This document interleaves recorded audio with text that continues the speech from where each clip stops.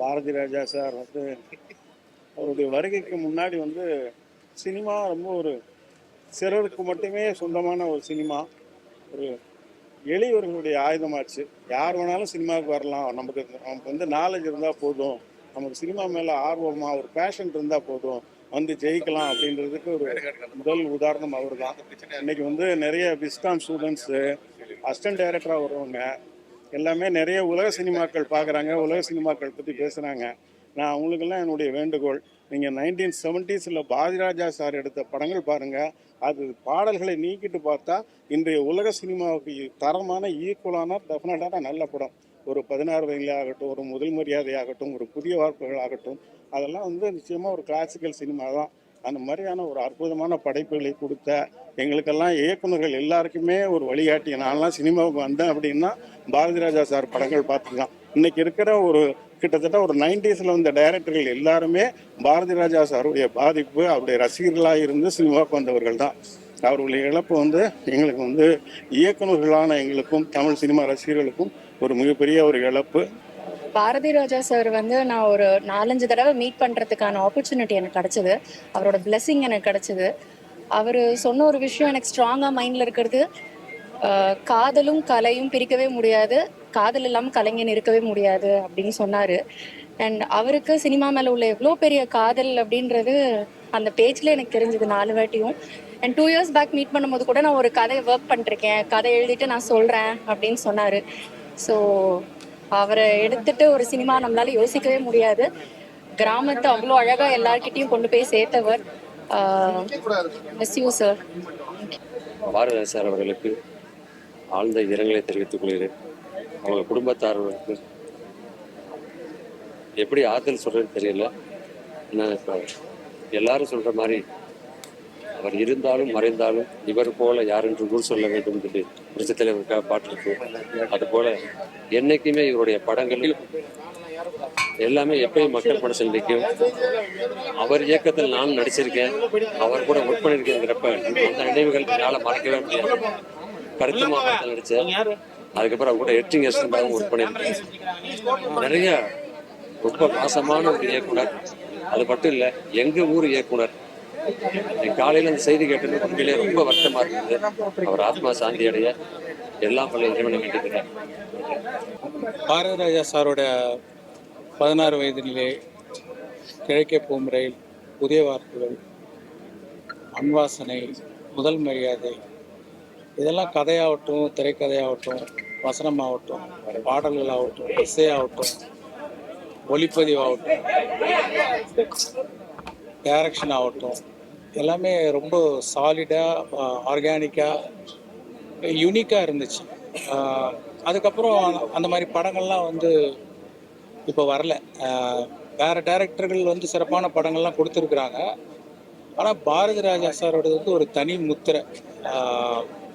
முதல் மரியாதையெல்லாம் என்னை பொறுத்த வரைக்கும் உலக சினிமான்னு சொல்லுவேன். நிறைய படங்கள் வரும், அந்தந்த காலகட்டத்தில் வெற்றி அடையும், ரசிப்போம், மறந்துடுவோம். ஆனால் பாரதி ராஜா சார் வந்து காலந்தாண்டி நிற்கிற படங்கள். Is great, he lives forever. அவருடைய குடும்பத்தாருக்கு என்னோட ஆள் நன்றாம். இயக்குனர் இமயம் டைரக்டர் இருந்தது மிகப்பெரிய வருத்தம். திரைப்பட உலகத்திற்கு மிகப்பெரிய இழப்பு. இமயம் சரிந்ததுன்னு சொல்றதை விட இமயமோடையே சரிந்ததுன்னு சொல்லணும். தமிழ் திரைப்படத்துவத்தில் மிகப்பெரிய ஒரு திருப்பத்தை ஏற்படுத்தி, டைரக்டர்னா இவரை தான் ஃபாலோ பண்ணுங்கிற மாதிரிலாம் எல்லாரும் நினைக்கிற நேரம். நான் 4 சீன் நடிக்கலாம்னு வந்தேன் தமிழ்நாட்டுக்கு. டைரக்டர் ராமநாத சார்ட்ட நான் ஒரு 40 வேலை செஞ்சாலும் ஒரு 4-5 படத்தை நடிச்சாச்சு. எனக்கு ஒரு டைரக்டர் ஆகணுன்றது ஆசை. அந்த டைரக்டர் யாருன்னு கேட்டால் குருநாதரம் மனாசி மாணிக குருவா பாரதி சார். மண்ணு கத்து பொண்ணு படம் முதல் படம் டைரக்ஷன். அதில் என் நண்பர் பாண்டியன் ஹீரோ. அந்த படம் ரிலீஸ் ஆகும் முன்னால் மேனத்தட்டில் பிடி ஷோ போடுறோம். பாண்டியன் சொன்னார், சார் நம்ம படம் பார்க்க டைரக்டர் வர்றாரு பாரதி சார். எனக்கு அவ்வளோ சந்தோஷம். ஏன்னா எல்லாமே தேனாமட்டில் நான் சினிமாவுக்கு ஒரு காரணமாக நான் என் தெய்வம் காரைக்குடி நாராயணன் இருக்காரு. அவர் ஆஃபீஸ் கீழே டைரக்டர் பாரதி சார் ஆஃபீஸுக்கு மேலே. அப்போ வந்து பழக்கம் பாரதி சார்ட்ட நான் சான்ஸே கேட்டுக்கேன், கண்டு சீன் வாய்ப்பு கொடுங்க அப்படின்னு. மண்ணுக்கத்தை பொண்ணு மேனா தேட்டர் பிரிவுக்கு பாண்டியன் சொல்கிறாரு, டைரக்டர் வர்றாரு, சந்தோஷப்பட்டேன். ஆகா, நான் வந்து 37 படங்கள் டைரக்டர் ராமநாசர் ஒர்க் பண்ணாலும் அவர் அனிமேஷன் படம் பண்ணுறவர். என்னுடைய போக்கு வந்து டைரக்டர் பாரதி சார் மேலே வரணும். ஏன்னா அவருடைய படங்கள் மதுரையில் மினிப்பிரியாவில் பாரதிராஜா படம் 16 பார்த்தேன், தேவி கலாவில் கிழக்கப்பரில் பார்த்தேன், அம்மிக்கராயில் சிவபுரத்தில் பார்த்தேன். அப்போ காலவனசர் ஆஃபீஸ்லேயே நல்லா பாஸ் கொடுத்தாங்க. தேவி கலாவில் புதியவர்கள் பார்த்தேன். மண்ணுக்கத்தப்பட்டு படம் அவர் பார்க்க வர்றாருன்னு சொல்லும்போது ரொம்ப சந்தோஷப்பட்டேன். ஆனால் பாண்டியன் சார் வேலையாக டைரக்டர் வரலைன்ட்டார். அப்போ ரொம்ப சங்கடமாக இருந்துச்சு. ஆனால் முதல் டைரக்ஷன் பண்ணிருக்கோம், டைரக்டர் பாரதி சார் நம்மளுக்கு குருவான்னு நினச்சி அவர் மாதிரி வரணும்னு ஆசைப்பட்டேன். அப்புறம் இன்ட்ரோலுக்கு அப்புறம் செகண்ட் ஹாப்பில் வரணும்னு சொல்லி ஃபோன் வருது. செகண்ட் ஹாப் மட்டும்தான் பார்த்தார். மண்ணுக்கத்த பொண்ணு என்னுடைய முதல் படம் டைரக்ஷனு செகண்ட் ஹாப் மட்டும்தான் டைரக்டர் பார்த்தார். பார்த்து வெளியே வந்தார், பாண்டியன் கை கொடுத்தார். நல்லா இருக்கு பண்ணிடு. ஏன் டைரக்டர் சார்? நான் தான் டைரக்டர் ராமராஜன். யார்கிட்ட ஒர்க் பண்ணுன்னு கேட்டார். ராம்நாத் சார்ட்ட அப்படின்னு. ஷாக் ஆகிட்டார். ராமநாதன் சார்ட்ட ஒர்க் பண்ணியா அப்படின்ட்டு அப்படியே பார்த்துட்டு, நீ என்ன பண்ணுற, நாளைக்கு காலை பிரசாத் வீட்டுக்கு வாடினார். அங்கே ராஜான ரெக்கார்டிங் தேட்டர் பிரசாத் வீட்டுக்கு போனேன். 5000 கையில் கொடுத்து என் சொந்த படத்தை டைரக்ஷன் பண்ணி சொன்னார். அதை விட பாக்கி எனக்கு இல்லை. யார் மாதிரி டைரக்ஷன் வரணுமோ நினச்சோமோ அவருக்கு முதல் படத்தை செகண்டாக மட்டும் படம் பார்த்துட்டு என் சொந்த படத்தை டைரக்ஷன் பண்ண சொன்னது மறக்கவே முடியாது. அப்படிப்பட்ட ஒரு மாபெரும் திரைப்படத்தை, ஒரு வரலாறு படைத்த ஒரு தெய்வம் நம்மகிட்ட இல்லை. வானத்தில் இருக்கிற நட்சத்திரம் கூட எண்ணிடலாம். ஆனால் அவர் அறிமுகப்படுத்த நட்சத்திரங்கள், அது நடிகரோ டெக்னீஷியனோ எண்ணவே முடியாது. சினிமா பொறுத்த வரைக்கும் புரட்சித் தலைவர் எம்ஜிஆர், நடிகர் தலைவர் சுரேஷ் சார் சொல்கிற மாதிரி இயக்குனர் சிகரம் ஏற்கனவே இல்லை மாட்டேன். இன்னைக்கு இயக்குனர் எம்ஐஎம், இவங்க 2 பேருடைய பெயரும் ஆண்டாண்டு காலத்தும் தமிழ்நாட்டில் நிலைச்சு நிற்கும்.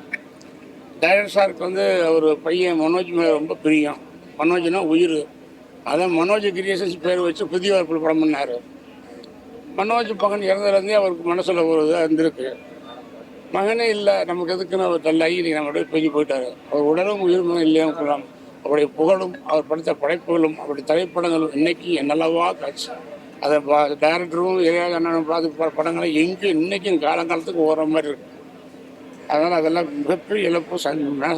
பேச முடியல. ரொம்ப அற்புதமான டைரக்டர். அவர் இழந்து வாடும் அவர் குடும்பத்தாருக்கு இரங்கலை தெரிவித்துக் கொள்கின்றேன். டைரக்டருடைய ஆன்மா சாந்தி எல்லாம் உள்ள இறைவனை வேண்டுகிறேன்.